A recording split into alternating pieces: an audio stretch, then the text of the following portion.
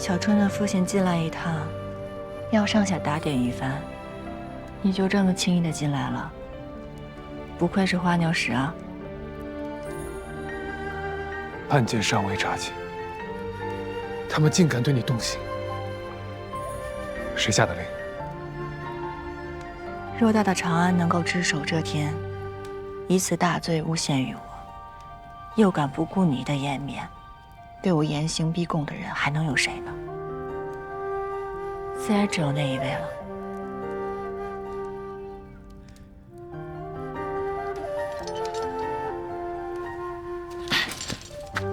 干嘛去啊？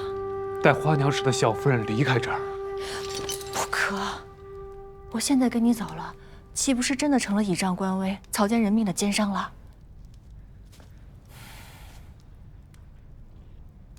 县令背后有人施压，定不会秉公处置。我必须要将此案调查清楚，找到不容易辩驳的铁证上堂公审。我要让曹玉莹县令看着，让全城百姓跟那背后之人看着。我跟小春要清清白白、堂堂正正地走出这牢房。好。不过爱妾出事，做夫君的若什么都不做，岂不可以？一定心有陈算。若有什么需要我帮忙的，尽管提。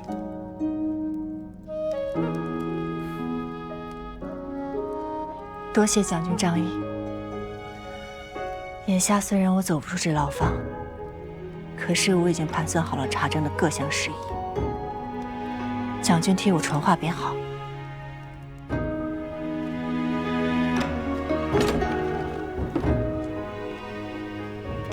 如何？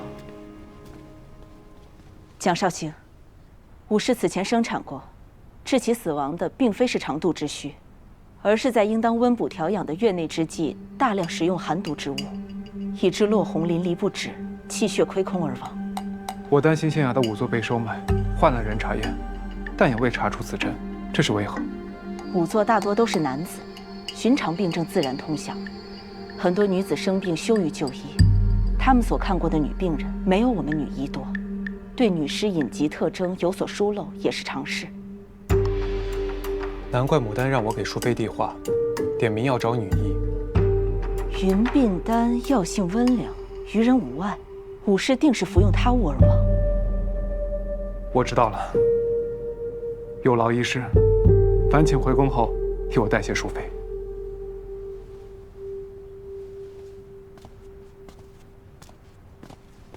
郎君，大夫已经按照小夫人的安排，把人证和物证都收集齐了。唐大娘在花行的花匠口中得知，武氏是曹玉莹的别宅妇，平日一直就藏在丁子下。那曹玉莹不懂医理，5日前便在医馆找了一位医师，称她的妾室刚刚生产，问有何忌口。转头他便找了一家药铺，专买了一些产妇忌口的寒凉之物。丁子乡有人看到曹玉莹拿着螃蟹、牛黄去了武氏家，第2日便传出了她的死讯。大夫已经拿到了各方供词、药房的采买凭证，还在武家刨除找到了食物残渣。明日上堂，小夫人定能洗刷冤屈，郎君尽管放心。要确保此后无虞，有个人，我还得去会上一回。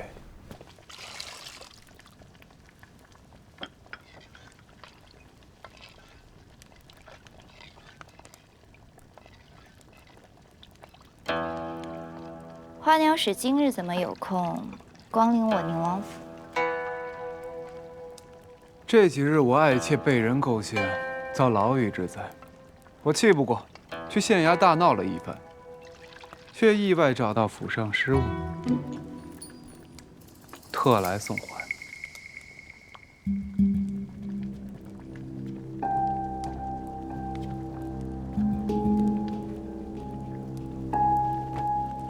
原来花鸟使是来问罪的。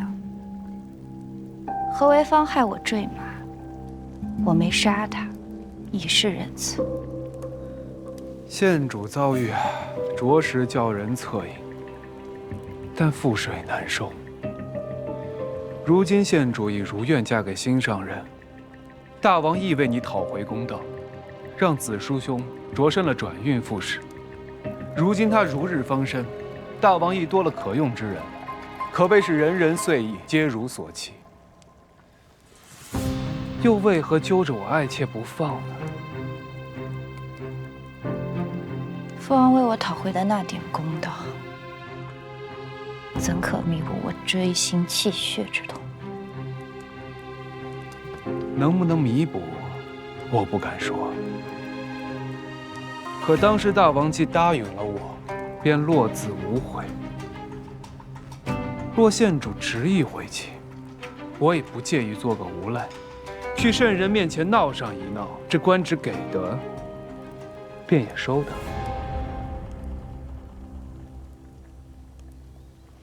你到底要如何？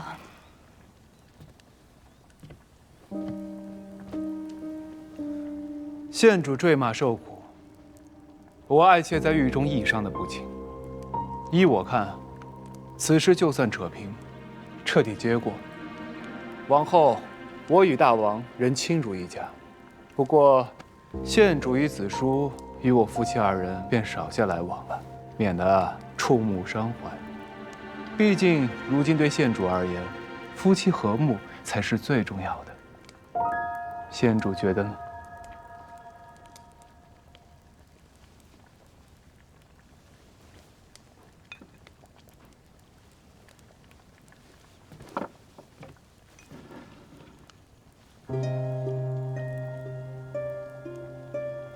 就依花鸟氏所言，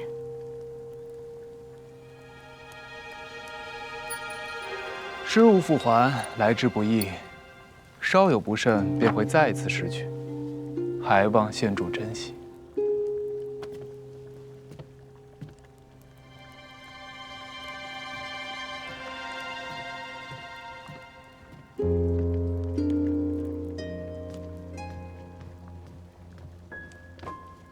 县主，当真就这么放过何为芳吗？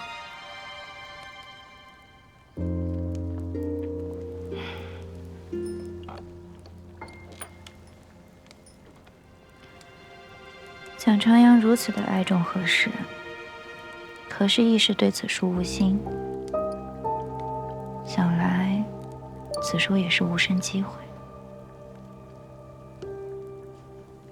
罢了。是。那曹玉莹，县主放心，他上有一家老小，无论被判何罪，都会自己扛下，绝不敢多嘴。奴婢会把一切处理干净，郎君什么都不会知道。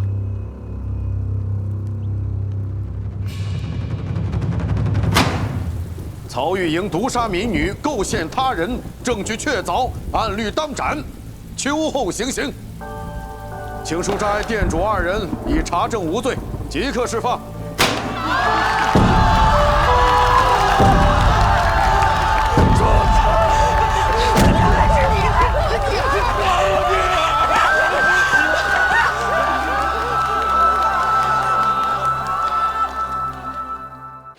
知道他只是被小人构陷，是店主这人挺好的，你就是他的制作人吧？小春，牡丹，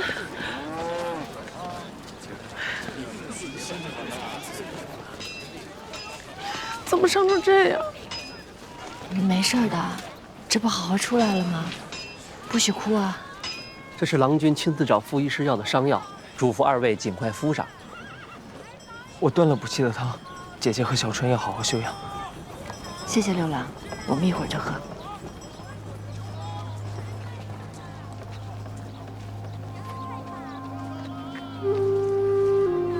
去吧。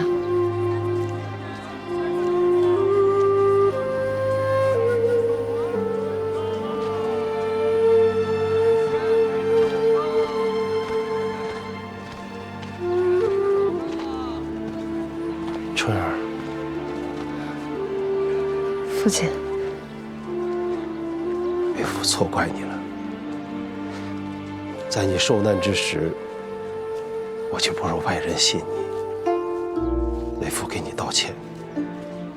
通过此事，我也知晓你的医术的确精湛，何店主也是真心待你。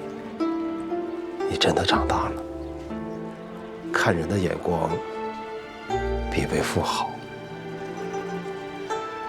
是我做的不好，明明不喜欢女工，还装作一副大家闺秀的样子，从没让您了解过真实的我。今日洗刷冤屈，理当庆贺。不说这些了，为父也不知送你什么好，只记得你说过喜欢此物。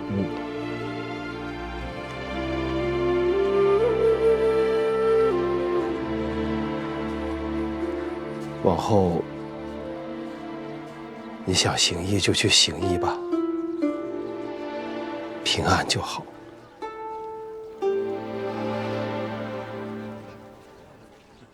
父亲，这风，这风。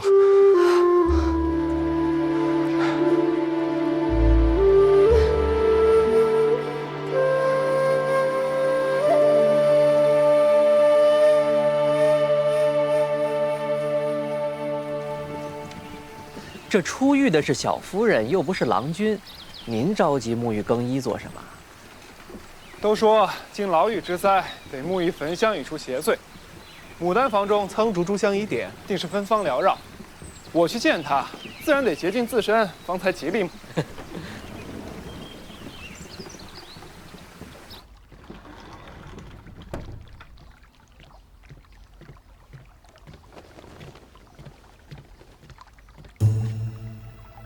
蒋郎，你怎么在这儿？这花不会是从牡丹院子里摘的吧？蒋郎放心，这些都是我出钱买的。如今，我哪敢招惹姐姐半分啊？那就好。凡事啊，讲究先来后到。这汤匙你先用，我先走了。连州整个人都是蒋郎的，还分什么你我？自我嫁进来，蒋郎从不来我房中过夜。咱俩都多久没见面了？今日上天眷顾，让我遇着蒋郎，就让连州好好的服侍您吧。连州，我同你说句实话吧，自从有了牡丹，我对旁的女子实在提不起兴致来。我知道，这段时日啊，委屈了你。一会儿你去开库房的门，里面喜欢什么呀？你随便挑，好吗？果然是大王义女，真是善解人意。走了。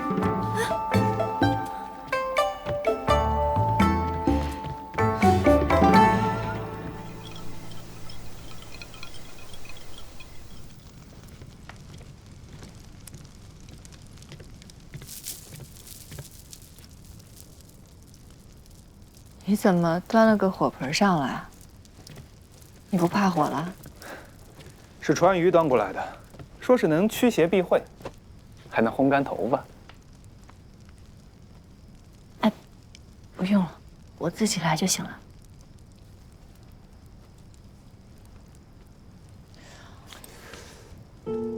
全身上下就嘴最硬。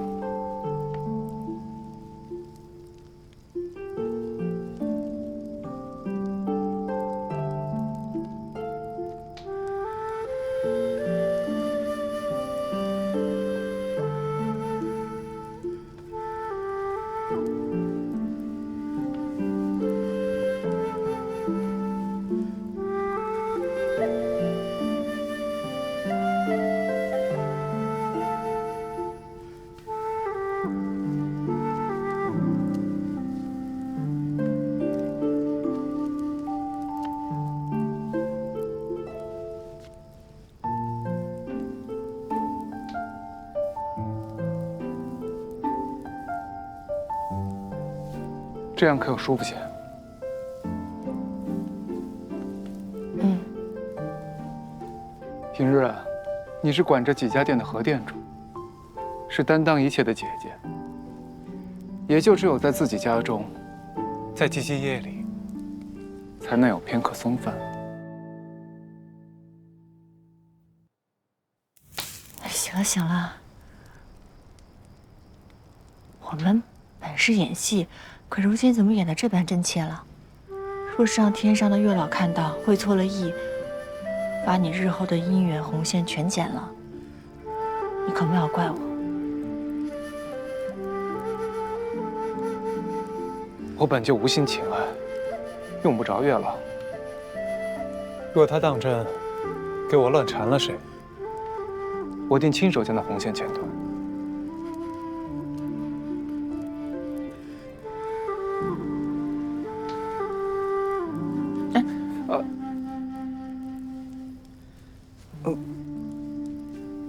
别瞪了，缠成死结了。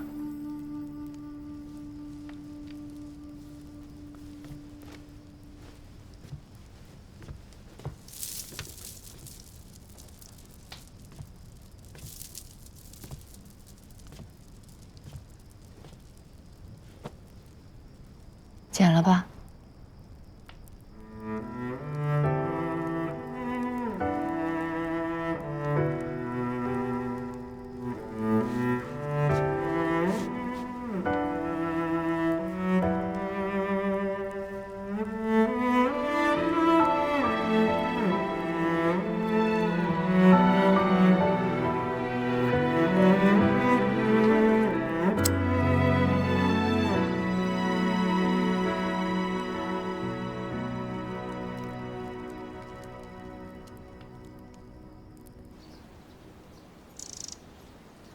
乖，啊，牡丹，哎，张嘴，牡丹，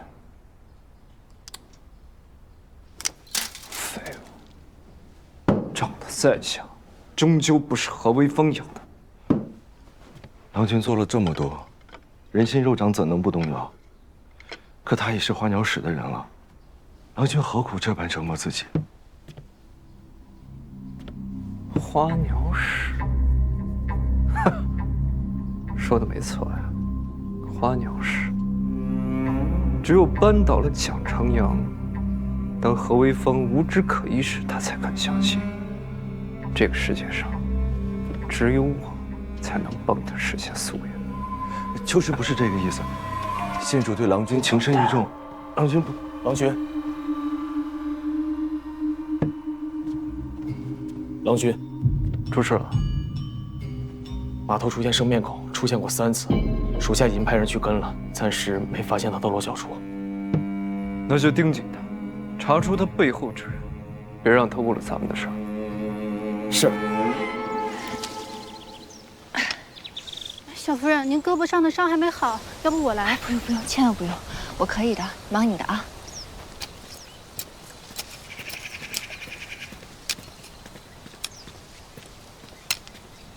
这招财抱着花是去哪儿了？回小夫人是送去连州夫人房里的。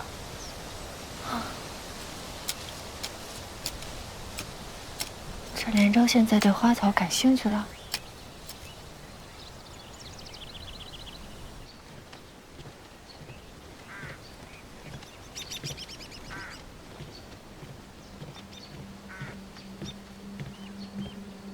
牡丹夫人，你怎么来了？我来给连州妹妹送驱虫药的。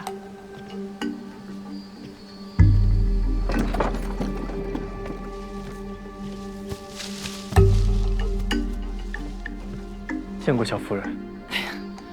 可不能这样移栽呀！来，牡丹盛放的时候啊，不可移栽。招财之前没有养过花吧？若像你这样强行把它挖出来，就算这花能撑过今年春日，明年也开不出花了。姐姐今日过来是有什么事儿吗？我这看着你养了凝烟子，便想着此花娇气，易招小虫，给你带了一瓶驱虫的药水来。多谢。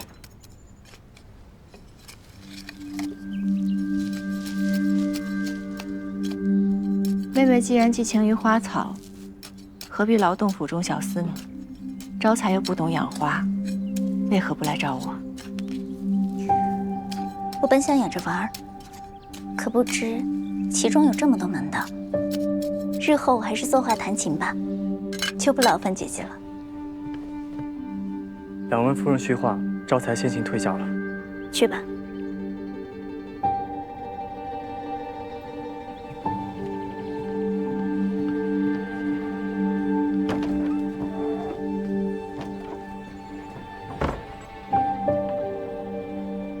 困守内宅，恐怕只会误了自己的年华。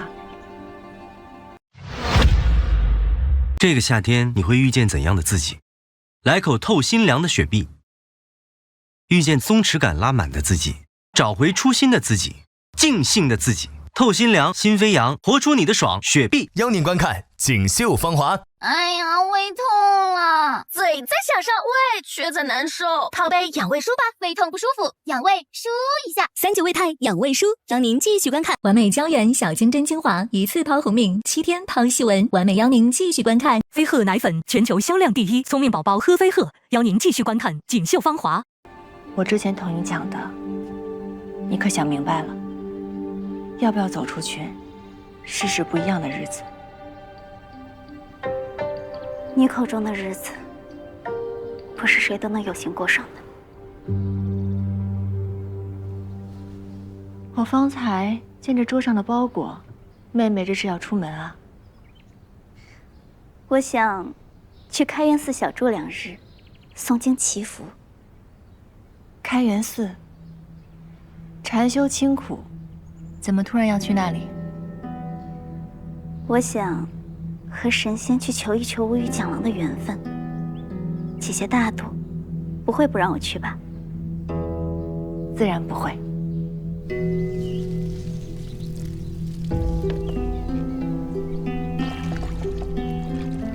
那点花土，一看就是采薇高声提醒后即刻产的。连州在和招财说什么，还有亲信守在门口。招财是蒋府的小厮，连州这么轻易就能收买吗？招财，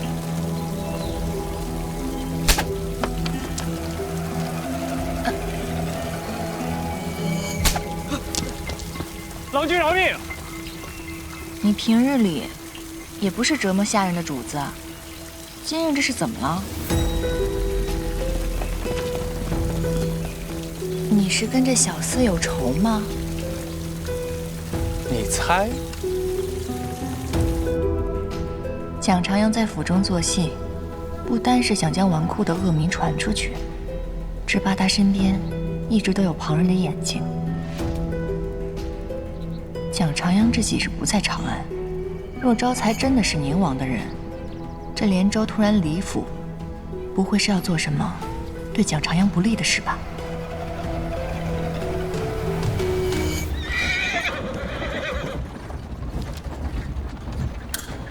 我要去开元寺给母亲上香祈福，正好一起了。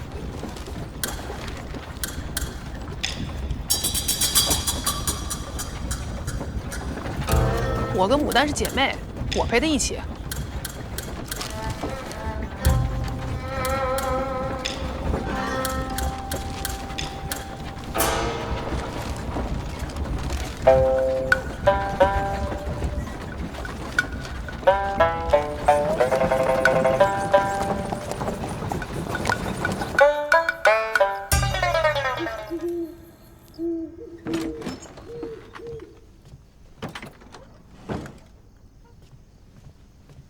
夫人，合适的厢房已经熄灯了。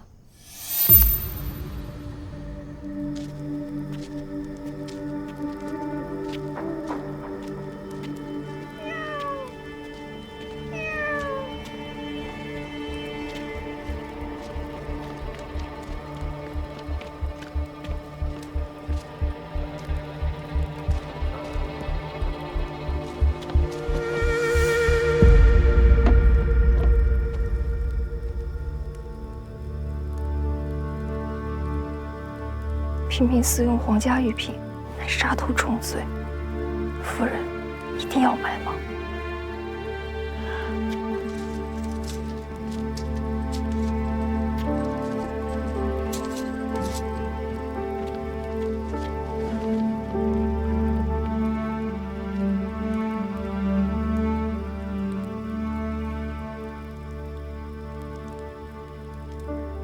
夫人的绣工可真好，这华莲衣长裙虽然旧了，却不减其美，上面的莲花像真的一般。当年我父亲开的绣庄，可是江南最大的一家，经我手绣出的衣裙不计其数，可如今能找到的、买到的，便只有这一件了。我从小便有一个心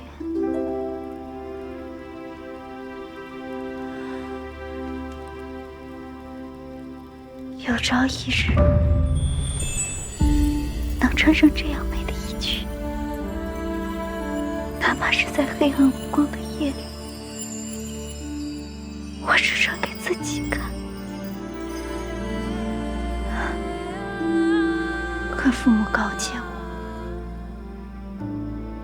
商人不配做贵人服侍，直到父亲被贪官迫害，一夕间家破人亡，我都从未穿过如此华丽的衣裙。夫人能走到今日，当真不易。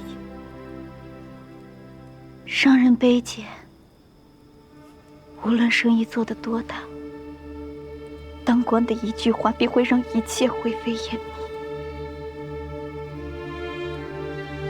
只有攀附皇亲贵胄，才能以富贵我重，珠翠罗衣，拥抱平安。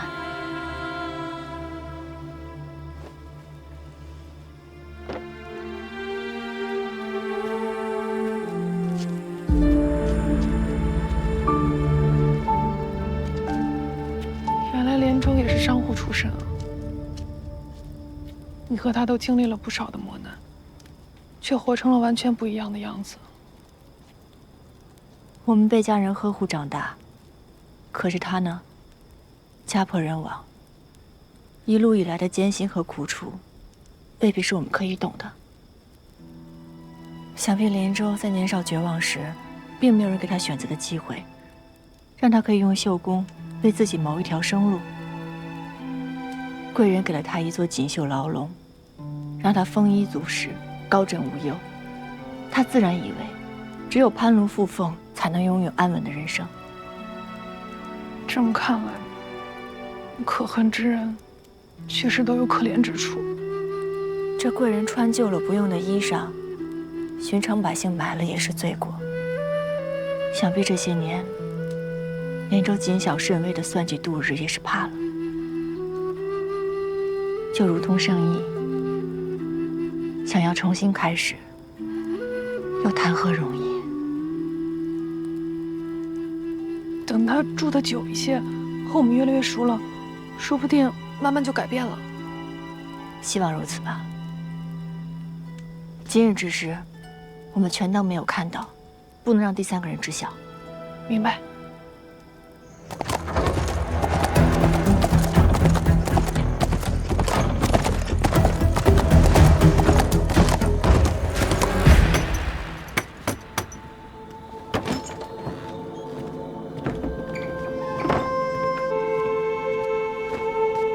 将军，随之，不必多礼。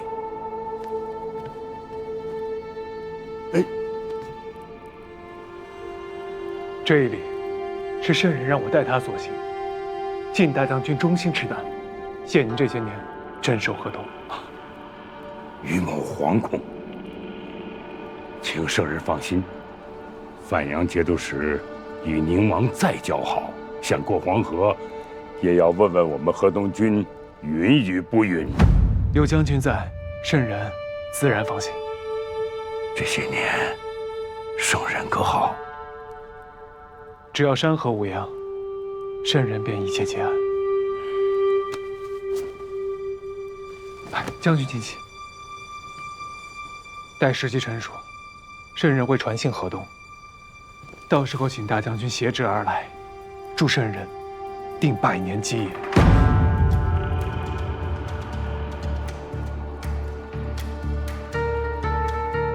计划如何？请随之详说。我虽然断了一条腿，但绝不会任你们摆布。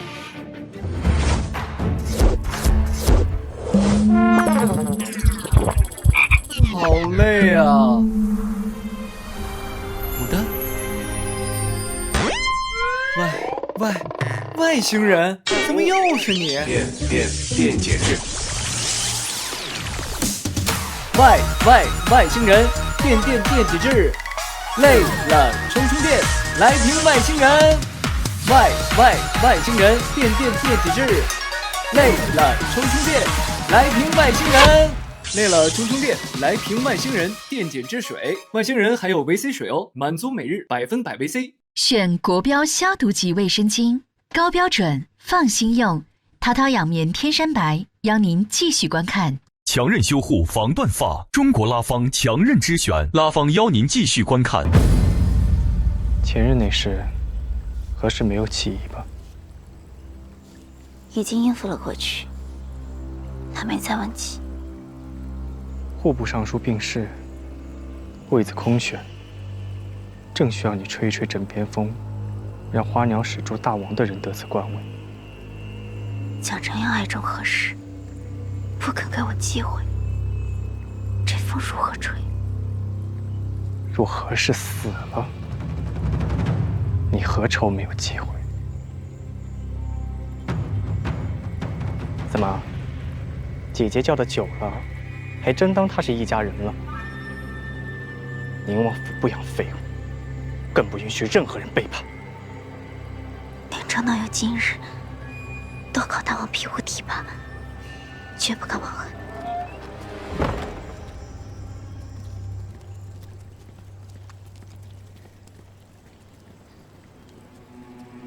蒋承阳在乎何事？他若暴毙，必会彻查。若查到你，你可能自保；若查到我身上，又该如何同大王交代？只要何为方失了仇，便不会再碍我们的事儿。你若真的过他，又怎会有今日之困？之前我不明白，蒋承阳到底喜欢他什么。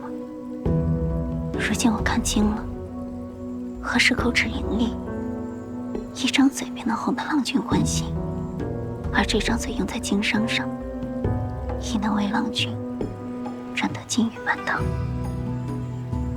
你是想毒哑他，绝了他的立身之本？待蒋郎恢复指挥得知，何氏自己染了病失了声，郎君伤心之时，妾自然要去安慰。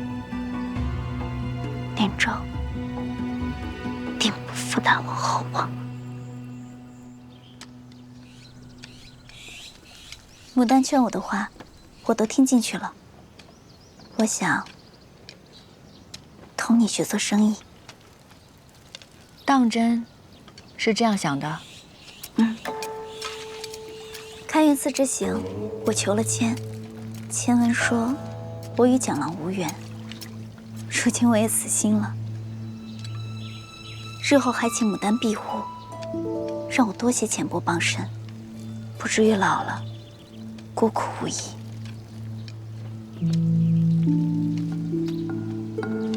妹妹，快起来！若你真的能够放下过往，那日后不必再担惊受怕，日子也会越过越好。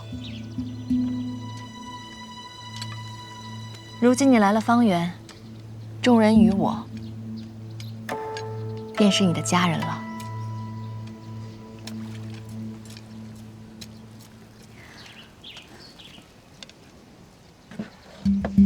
这对花盏是我送牡丹的拜师礼，还请牡丹不吝赐教。好，正好今日啊，我要试试新酒。连州颇有见识，一同尝尝吧。好啊。美酒配好盏，何不拿这个一试？这牡丹盏真是精美。来，连州，你怎么来了？我来请牡丹教我经商。来，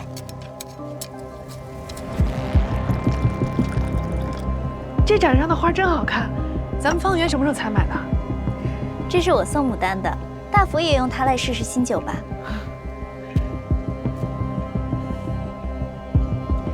来来来，今日啊，大家都尝尝，这是锦娘娘的新酒，看看味道如何。来，连州。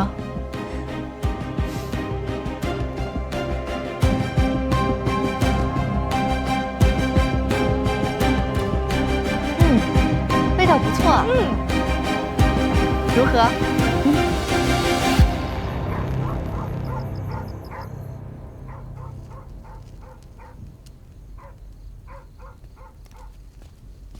都下去吧。是。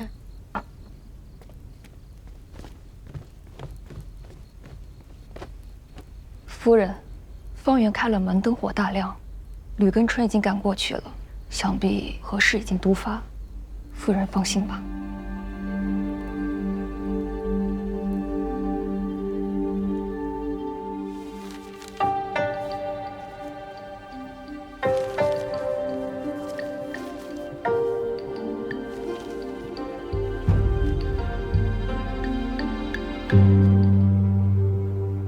牡丹姐姐，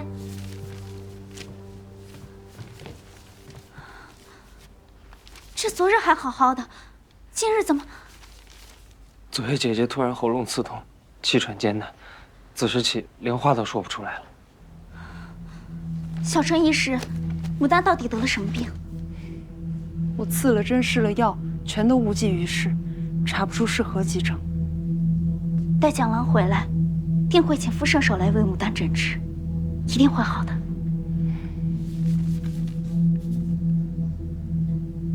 这喉痛，可要多喝些清热的。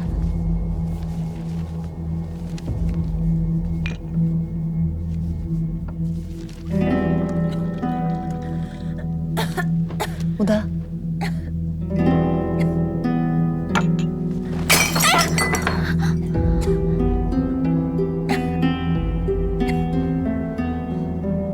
方才紧张牡丹一时失了手，快将这些都丢了去，莫让牡丹看了心烦。是。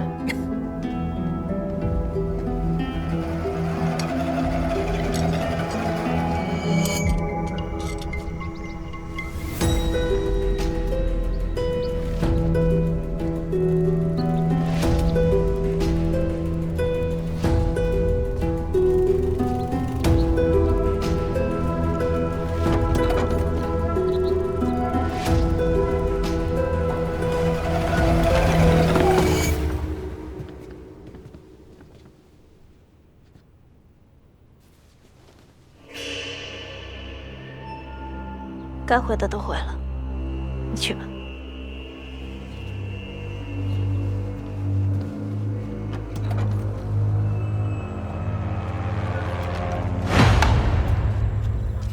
平淡，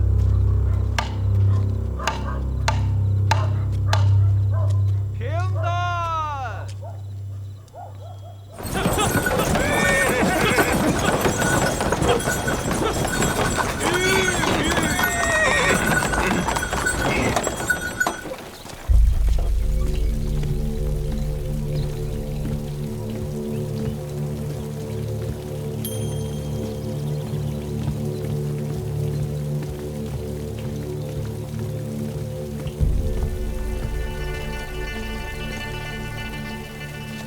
蒋郎，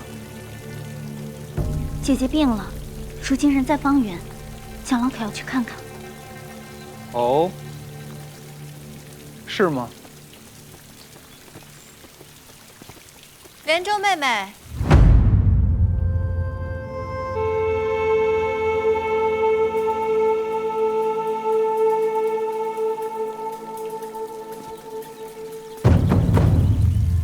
姐姐回府怎么也不告诉我一声，身子如何了？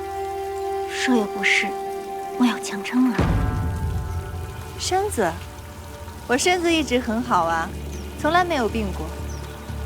妹妹这么匆匆赶来，是想与我喝盏茶吗？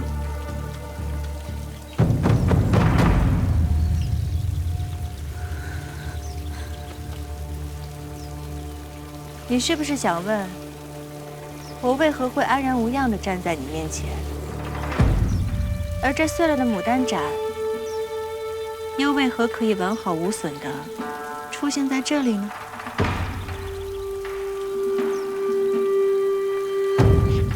连州，你怎么来了？我来请牡丹教我经商。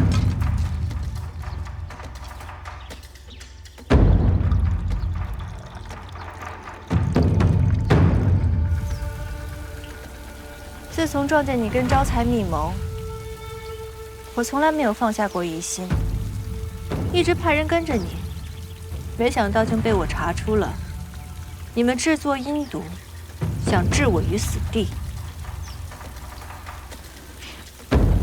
斩逼内荼毒，很精细的手段。可惜，在此之前，我早已买下了一对一模一样的牡丹盏。你砸碎的那个是无毒的，而真正有毒的是我手中的这只。我从未做过这些。蒋老是何时哄着我说要教我经商，我这才买了对花盏送他，想与他亲近。这花盏不是什么稀罕物，有钱都能在此坊买到，那如何能做得了正？还有那招财，我不过是让他帮我搬过几次花，什么下毒的我没有。是吗？那你看看这是什么？这是张方氏还有招财的供词，他们早已在衙门认罪画押了。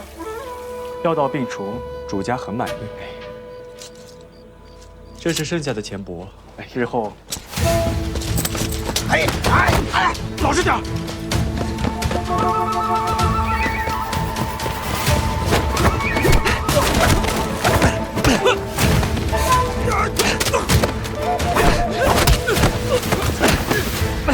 别动！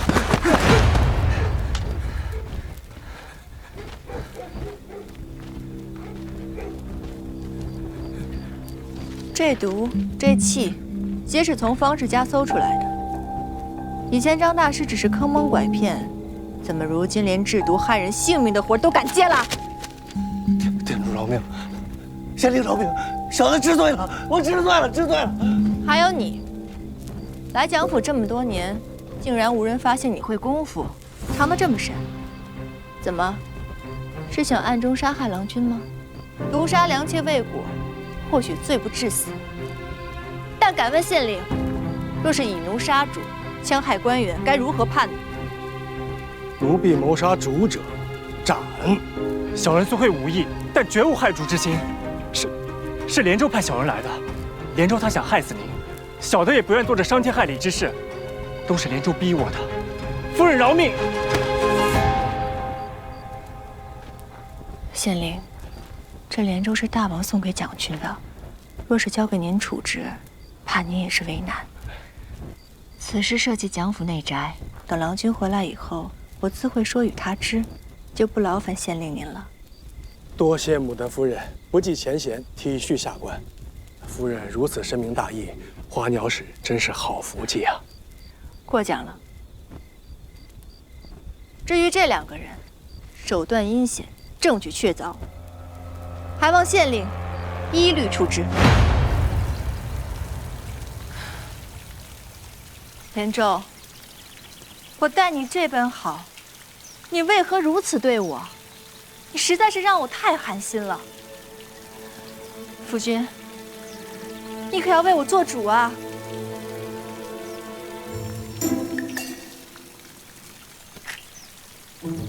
今日，你能因为我宠爱旁人便对牡丹下毒，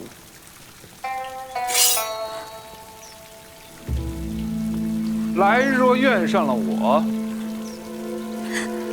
又当如何？夫君万万不可！连州是大王送来的，看在大王的面子上，你也不可伤他。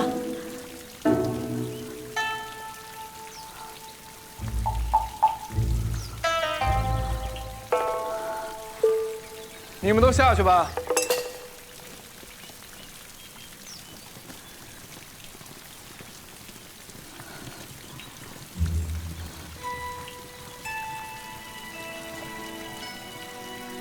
我查验了招财所买的阴毒，药量之大，足以取人性命。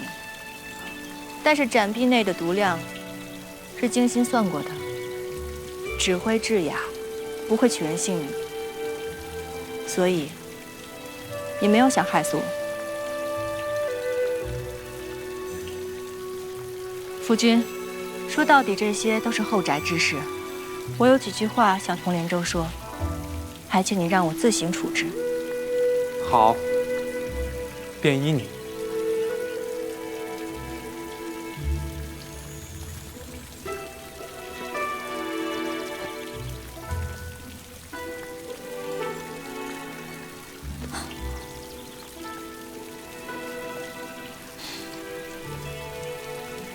起来吧。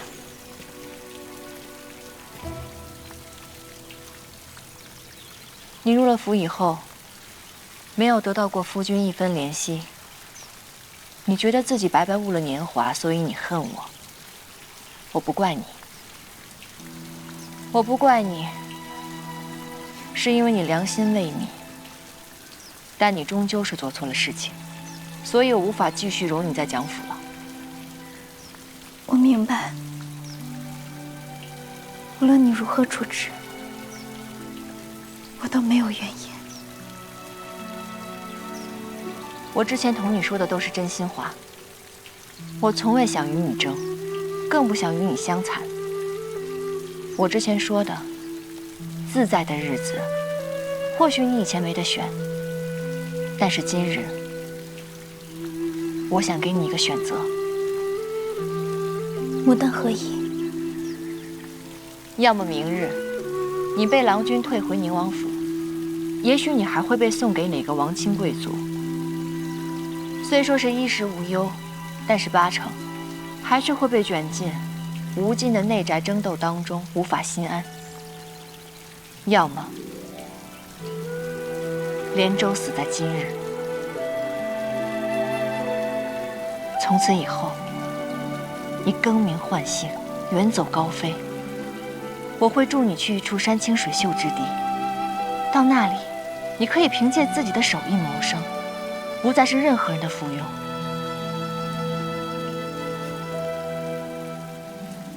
或许到了那里，你会遇到一个真心待你的郎君，安稳、畅快地度过余生。男女之情，强求不得，我也不想耽误了你。牡丹既让你选择，你但选无妨。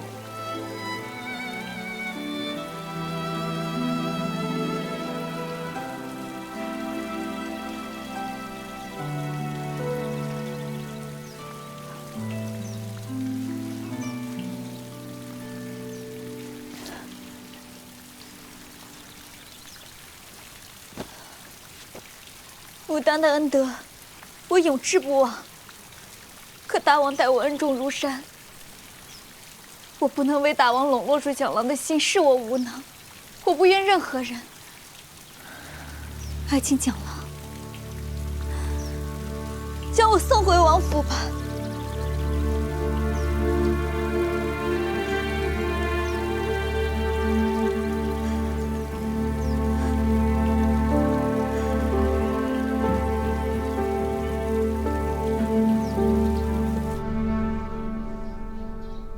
自家小厮，牡丹已送官处置。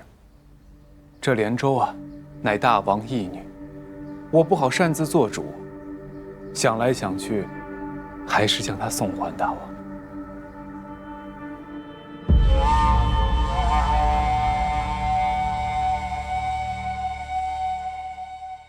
自家小厮牡丹已送官处置。这连州啊，乃大王义女，我不好擅自做主，想来想去，还是将她送还大王。这连州也是急于博得你的欢心，一时糊涂。随之不会怪本王教导无方吧？自然不会，大王莫要多心。若不是弄得人尽皆知，连州不好再留在府中，我也不会来叨扰您。哎，何谈叨扰？随之当常来府上坐坐才是。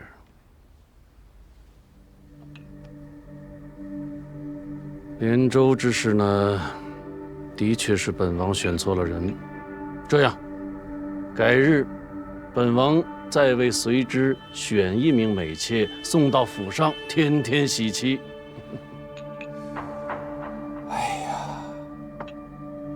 我这身子啊，是大不如前。若不是力不从心冷落了连州，想来他也不会如此。大王的美意，我唯有心领了。也罢，随你的心意便是。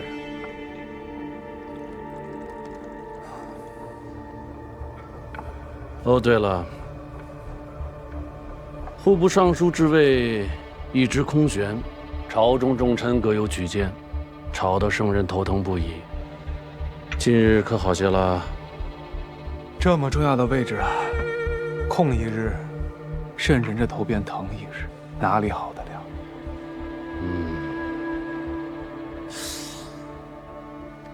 汝州刺史郑寿德，随之以为如何？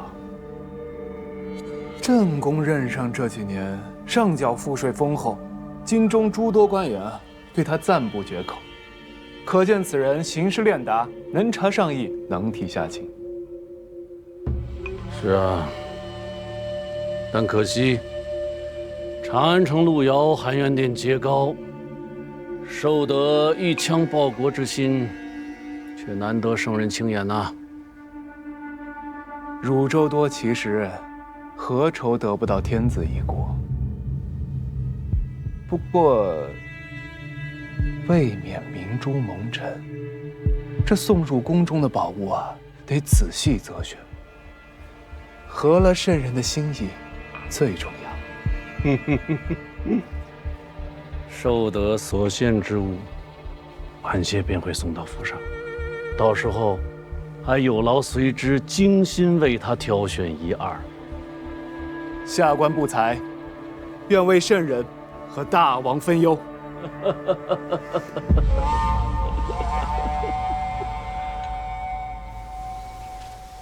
江府终于清静了，多谢。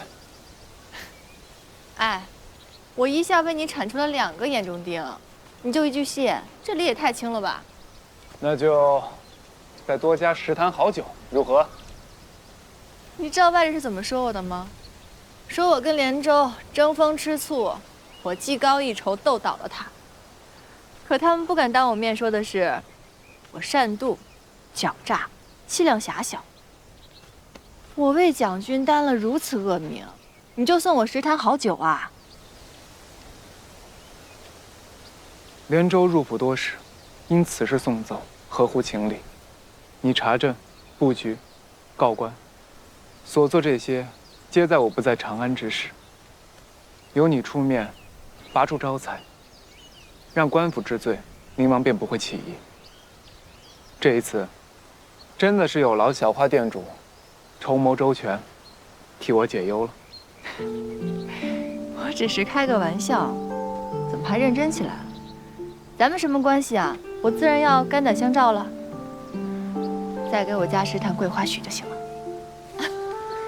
好。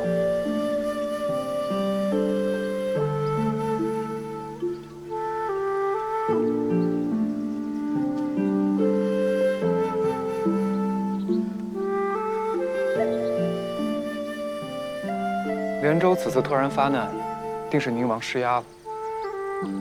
幸而你提前发觉，如果因为我而中毒，实在是……行啦，我这么聪慧，哪有如果啊？你不要杞人忧天了。好，小花店主啊，狡猾如狐，哪里有陷阱躲不过呀？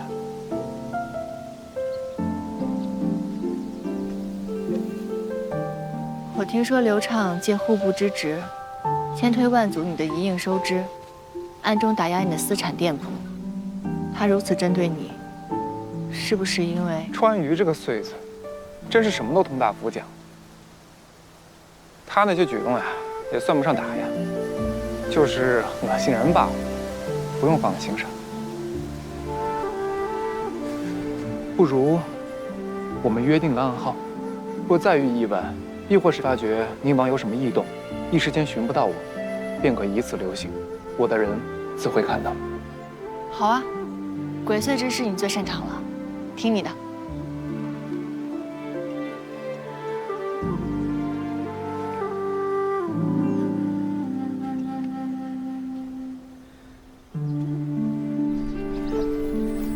他平日里只办盛驾，负责宴享，怎么突然得了兴庆宫采买的匪差了？小夫人可知道河西节度使萧将军？我只知道萧将军跟宁王交往甚近，在众多节度使中颇有声望。萧家长女前几日来了长安，萧娘子极合长公主眼缘，长公主便许她在这别院小住。萧娘子同郎君一同长大，她说郎君最知道她的习惯好恶，长公主便把这差事交给了郎君。长公主喜欢萧娘子，不把她留在身边，却安排她在这个地方住。她是想撮合蒋朝阳跟她？没有，萧娘子啊是受宁王之邀入境，宁王看重萧家，要给她做媒择婿，以拉拢和萧将军的关系。人选早已定了，是上府折冲都尉裴忠。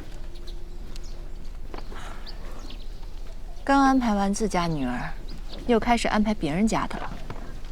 哼，勋贵人家婚嫁向来身不由己，哪像我们家郎君这么自由啊？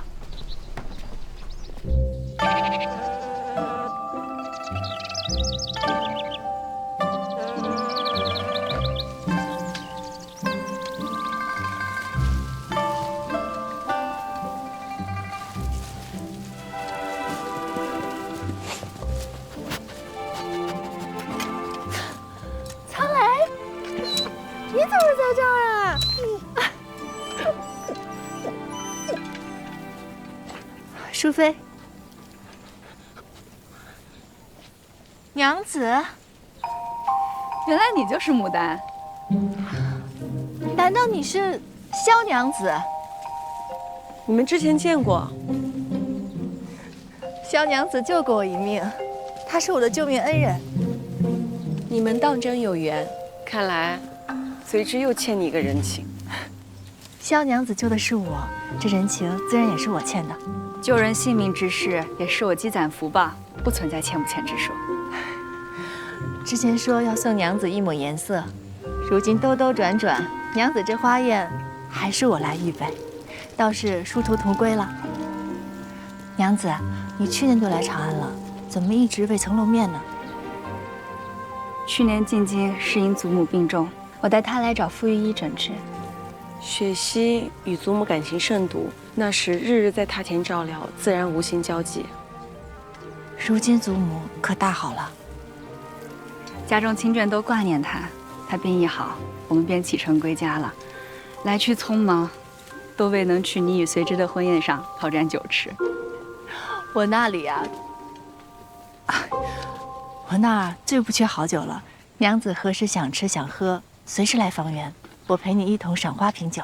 好呀，你既然是随之的人，自然与我不必见外。日后就叫我雪溪吧。好，雪溪。贵人们对何夫人的话赞不绝口，淑妃也甚为欢喜，所以特命老奴送您出宫。有劳了。请。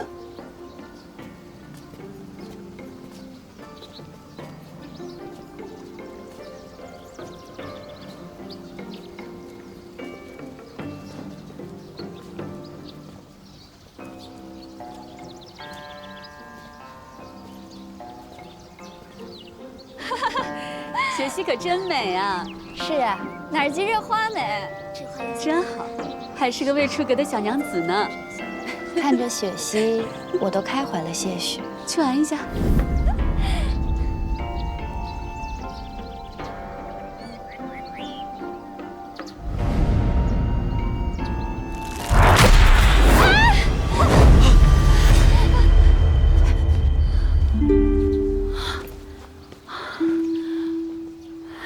多谢郎君相救。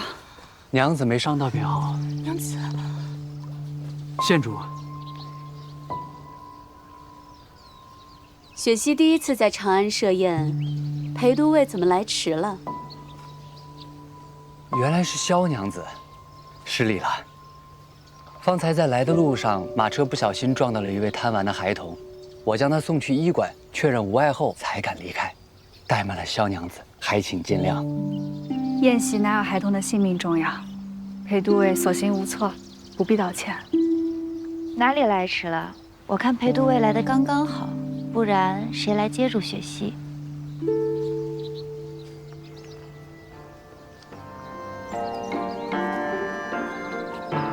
长公主有意撮合蒋长阳和萧雪溪，他们青梅竹马，感情甚笃。就算裴都尉有父王的宝剑，也不能掉以轻心。朝夕相处，未必就比得上一眼万年。我信一元天定，也请大王信我。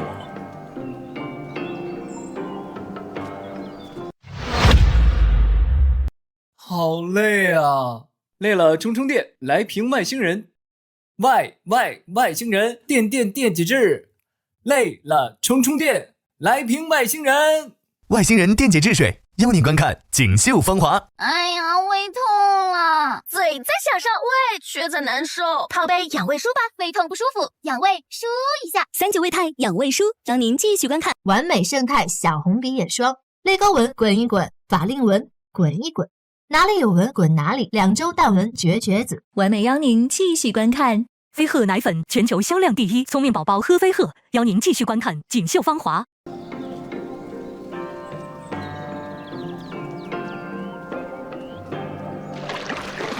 听家素俗属，江树起初凉。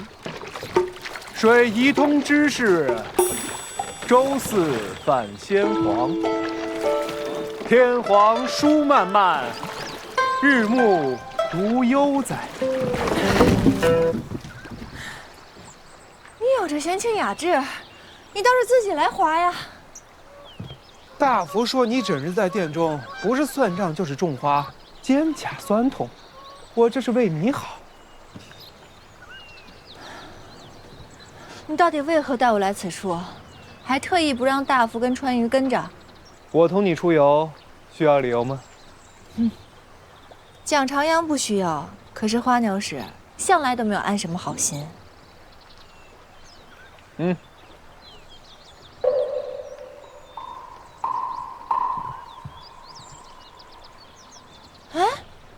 那不是雪溪吗？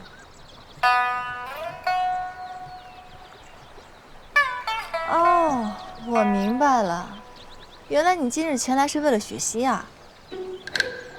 也难怪，裴都尉初次见雪溪便英雄救美，此番佳话传遍了整个长安城。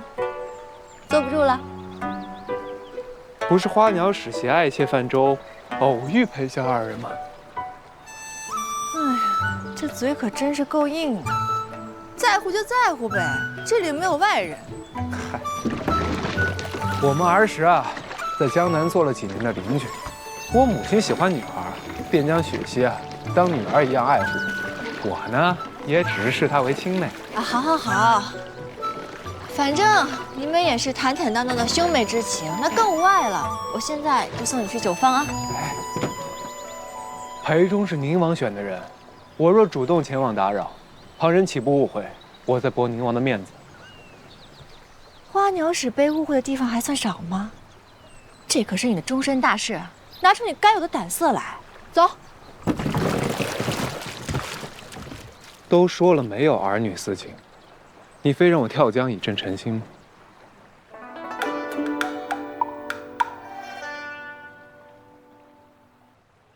倒也不必吧。你跟我挣什么成亲啊？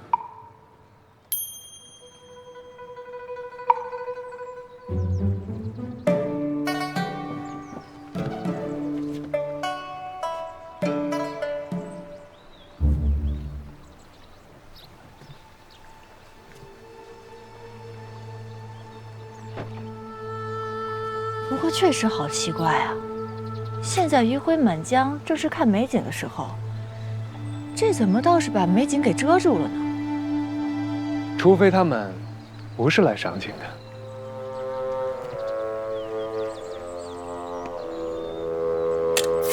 你干嘛？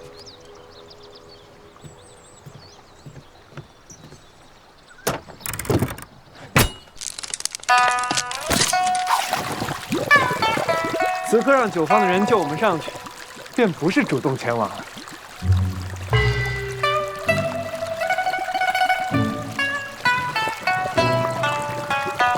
多亏你们及时相救，没让我与爱妾落水受寒。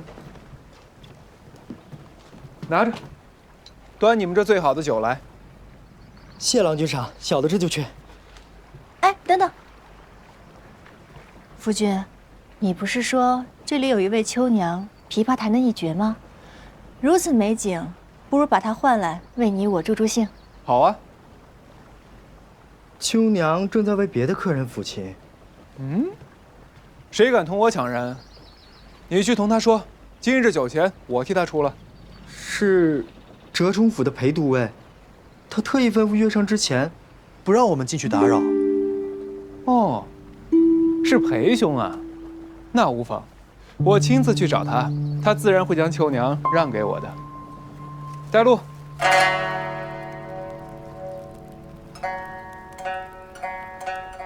我为萧娘子再斟上一杯。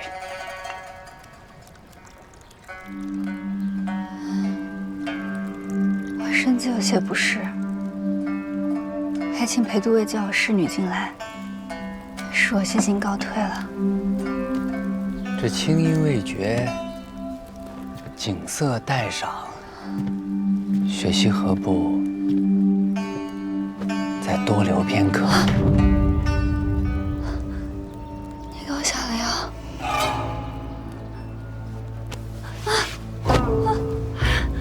男人，阿慧，旁人看你我这般纵然无事，你也不得不嫁给我。你我缘分天定，又有宁王作保，何苦闹出丑事让萧家蒙羞？你说呢？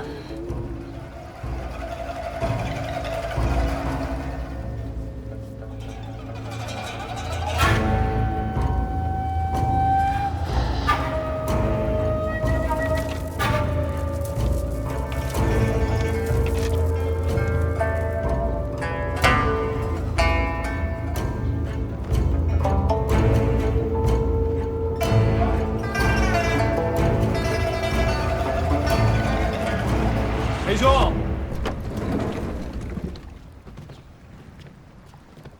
此曲正行至悠扬处，怎么停了？随之兄怎么来了？我与爱妾泛舟，险些落水，幸得这酒坊的小厮相救，想着来此饮上一杯，借你房中的秋娘为我弹奏一曲。啊，哟，可是打扰了裴兄啊？你不是跟我说，这酒坊里面只有清官吗？你又哄我。是裴兄自己带的美人吧？我倒要看看是哪家的娘子。哎，随之兄。夫君，莫要进来。雪溪，裴兄好大的胆子啊！她可是萧氏女，你们本就在相看，为何要用这种手段？长公主想将她许给谁，你我心知肚明。公平竞争，各凭本事。我与大王亲若一家，如今又有爱妾相伴，我为何要坏你的好事？既如此，带你的人离开。大王看中之人果然不凡啊，都被撞破了，仍能云淡风轻的继续办事。成大事者不计小节。以萧雪溪的心性，醒来若发现尸身于你，绝不会下家。若你想着大闹，以萧家颜面逼他就范，他要么削发修行，要么以死明志。若萧家真的痛失爱女，那到时候，大王为了平息萧家的怒火，会舍弃谁呢？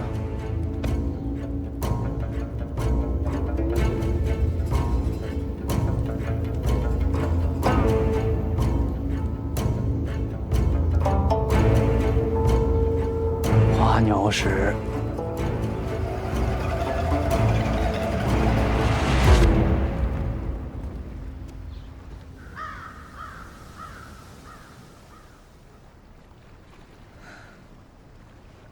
看这颜色，迷药应当是散了。今日若不是你们意外来此，恐怕我此生就毁了。雪溪，都已经过去了，你怎能因为被禽兽抓了一把，就要赔上自己的一生呢？你记住，任何东西都没有你的性命重要。可今日并非我一人之事，裴仲想以我拿捏住整个萧家，若萧家被这样的小人缠上，恐怕后患无穷。我当替萧家谢谢你们。选国标消毒级卫生巾，高标准，放心用。滔滔养棉天山白，邀您继续观看。强韧修护防断发，中国拉芳强韧之选，拉芳邀您继续观看。雪溪，若母亲在世啊，看你这般见外，可是要打你手心了。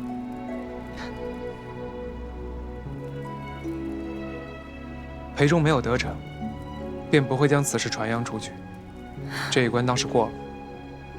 我已查清，花雁秋千崩断，亦是裴仲派人所为。此人心机深沉，日后对他多多当心。雪溪，为何不将此事告诉长公主，让她为你做主呢？我若不答应这门亲事，萧家定要回绝大王。若裴仲再因为我被治了罪，便会得罪宁王。身为萧家女儿，我不得不为家做嫁。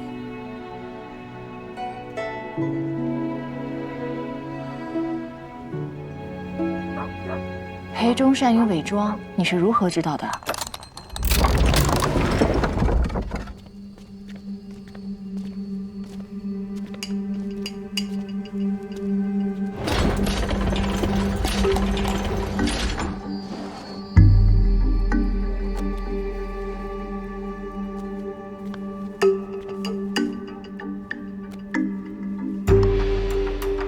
裴仲表面看着温和从容，完全没有武将的力气，但私底下却最喜欢凌虐女子。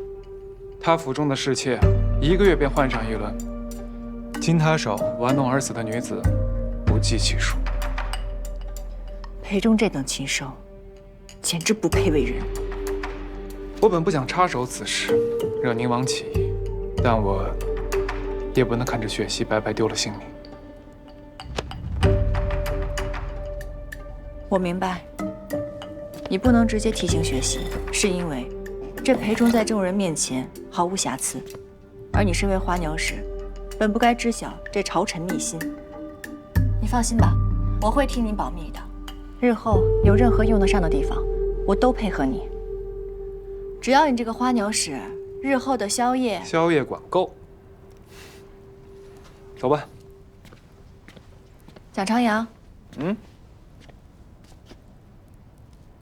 我以为，每当我觉得我足够了解你的时候，又会发现你心中藏着更多的秘密。累吗？鱼看到秘密，却不问秘密为何的人朝夕相伴，怎么会累呢？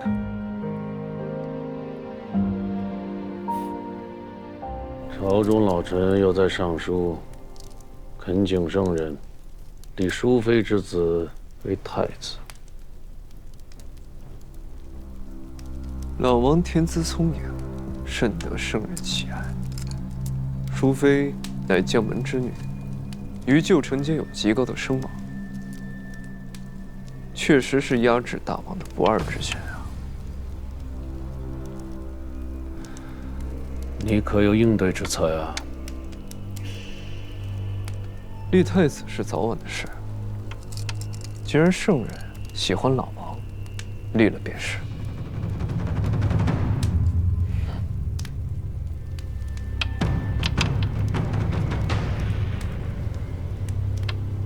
太子是谁并不重要，重要的是养在谁身边。只要这老王成了惠妃的儿子，那这太子便是大王的太子，何愁生变啊？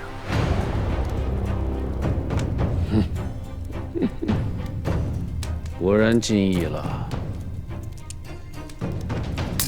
好，此事便交由你办。是。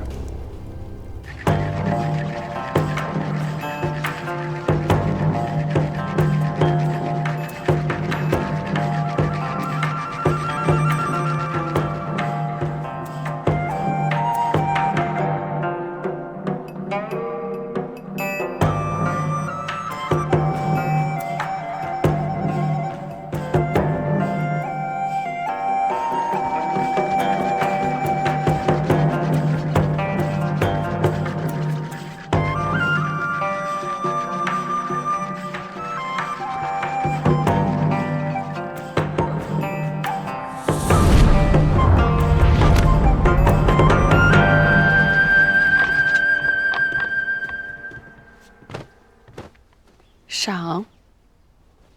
诺。赏。谢淑妃。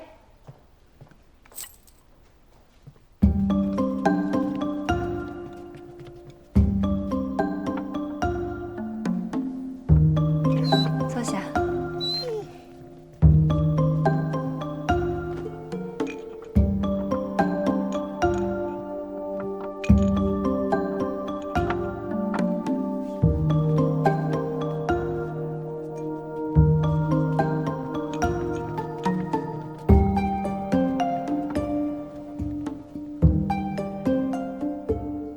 此酥好似与往日我们吃的丹龙金乳酥不同，可有什么讲究？回淑妃，长公主关心雪溪吃不惯长安饮食，特意吩咐我弄一些她爱的故乡风味。此酥虽算不上名贵，却是雪溪儿时最喜欢的铺子做的，9种秘制香料调和，别有一番风味。果然是儿时的味道。淑妃，快尝尝。等等，淑妃，此酥加了官桂，与今日的药膳相克，不如改日再使。牡丹有心了。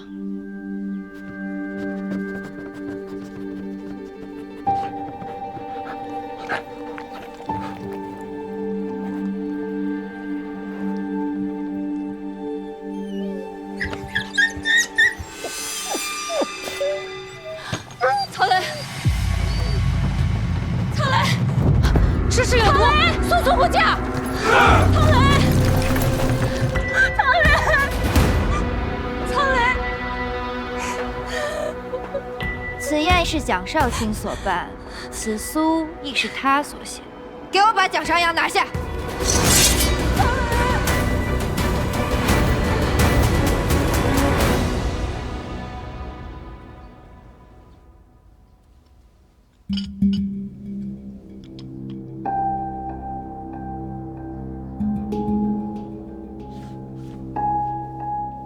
禀淑妃，只有您面前的那盘金乳酥被下了毒，其余无碍。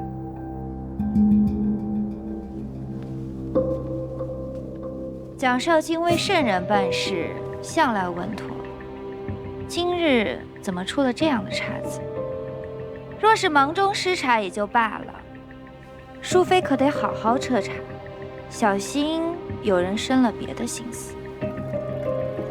兴庆宫一应采买皆由随之负责，一时照顾不到也是有的。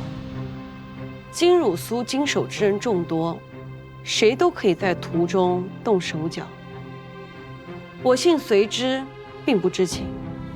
淑妃说的是，那就将这些宫人带下去好好审一审，重刑之下，必有人说实话。禀淑妃，上菜前，奴婢曾在庖厨外看到蒋少卿对手中吩咐了几句，但距离甚远，说了什么，奴婢并未听清。蒋少卿同你说了什么？只是嘱咐奴好好看着金汝苏的蒸笼，别误了时辰。圣人的宴席，蒋少卿都未曾去庖厨，今日怎么这么伤心呀？随之待血息清后，又受长公主之托看顾饮食，对金汝苏上心无可厚非。禀淑妃，这些金挺都藏于魏教手中的内剑枕中。我竟不知内剑的月俸这般的高，将这个内剑给我带下去，没有查到真相之前，不准死。是。少卿，你救救我！你不能见死不救啊！求求你来救救我吧！你救救我吧！救救我吧！父王之前不是一直想要拉拢蒋长阳，这次为何要将下毒之事嫁祸给他？本王也想知道，子叔如此安排，可是还有别的私心呢？寻走商船附近出现了可疑之人，此人神出鬼没，始终未能探清他的身份。据跟他的人来报，此人唯一进出过2次的地点是蒋长阳的万贯堂。万贯堂做生意向来不问来者，去了也不足为奇。大王大爷，不能有一丝疏漏。蒋长阳出事，此人若有行动，大王可以一箭双雕。若他与蒋长阳无关，大王亦可出面将蒋长阳救出，卖他一个人情。子叔，哎，就按子叔所言行事。我要任性。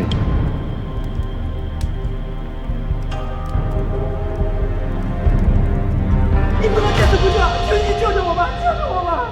这个小内奸都吓成这样了，蒋少卿无话可说吗？下官都不认识他，有何可说的？夫君每日皆可出入宫闱，若想杀人，可以选择在人少时动手，更可以安排手下买通内奸。为何要在众目睽睽之下行凶？又为何要亲自与内奸串通？淑妃睿智，此等拙劣的栽赃，定能识破。商户贱妾，也敢在贵人面前多嘴？蒋府中人还轮不到外人智慧。夫君若是真的想毒害淑妃，我身为少卿的姬妾，为何要道出药膳相克之事？又为何要阻止淑妃吃下这酥呢？牡丹说的没错，随之与圣人最为亲近，圣人爱重淑妃，更是疼爱老王，随之没有理由毒害淑妃。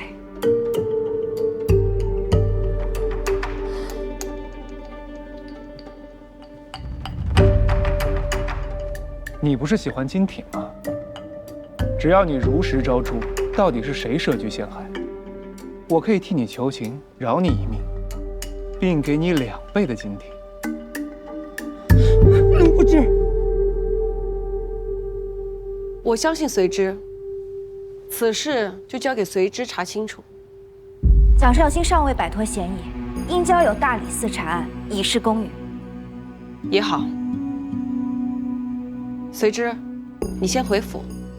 大理寺有任何问询，好好配合。淑妃，此案未查清之前，嫌疑之人怎可轻纵？否则皇家威仪何在？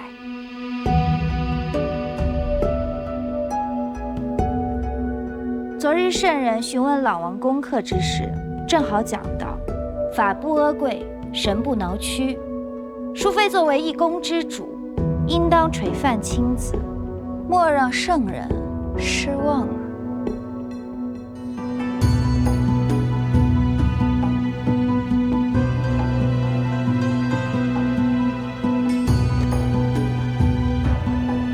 下官不介意去大理寺躺上2日，相信淑妃和圣人定能还我清白。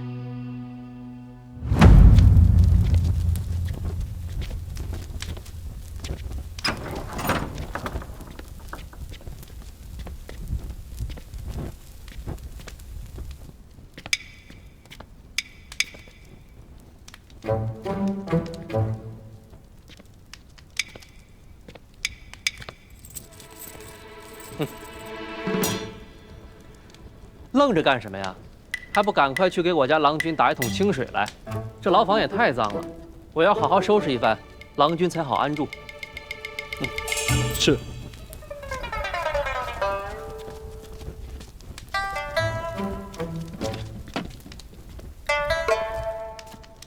设宴在查刘畅走私之时，他曾上报，出了万贯堂发现有人跟踪。宁王突然发难，怕是因此怀疑上了我。那是否要通知设宴静默一阵？这个与此地不配，换个别的。是。这榻啊，郎君，榻正在来的路上。若设宴彻底隐匿，刘畅查不到任何线索，反而会怀疑他与我出事有关。不如咱们将计就计。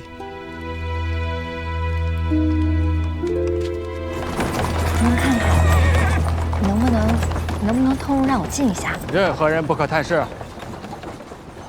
我知道，我呢就进去待1炷香的时间，半炷也行。我与我夫君说几句话，待会儿就走。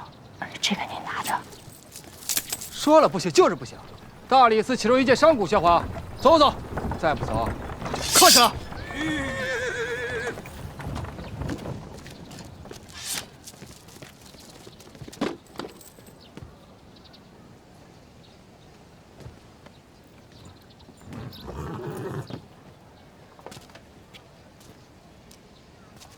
牡丹，雪溪，牡丹当真风雅，竟然想到送这个。牢房孤清，我想着为他添一抹生趣，还带了一些衣物，还有吃食。案子进行的怎么样了？内奸受了重刑，却还是一口咬定是随之让他下的毒。就没有其他的证人了吗？圣人和淑妃皆相信随之，此案定能水落石出，你不必太过担心。只是他难得住这样的地方，不知脸上该是何等嫌弃之色。我们进去看看。刚刚说不让任何人进，我带你进去。长公主命我家娘子去给花鸟使送些吃食。是。带路吧。娘子请。走。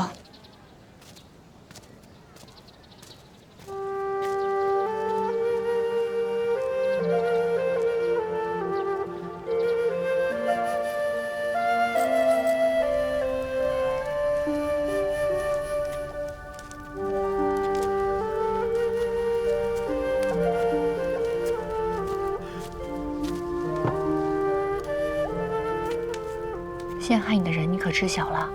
我在宫外行事方便，可以帮你去查。你无意间拦住淑妃，已经乱了旁人筹谋，下毒之人啊，必恨你多事，之后更不可得卷入其中。可你如今在这儿，我怎么可能什么都不管？贵人那边我不方便插手，可是宫外可以。我可以帮你找到货郎。对方做局诬陷，定是准备万全，怎会让你查出纰漏？我自有破解之法。我出去前，你好好待在蒋府，不要露面，小心刘畅和县主。